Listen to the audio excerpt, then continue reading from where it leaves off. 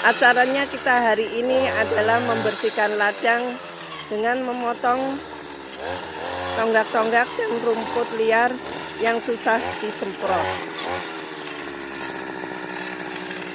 Ini adalah dibersihkan agar ladang kelihatan bersih dan kita bisa lewat dengan mudah. Coba lihat. Ini adalah mesin 2 tak ya.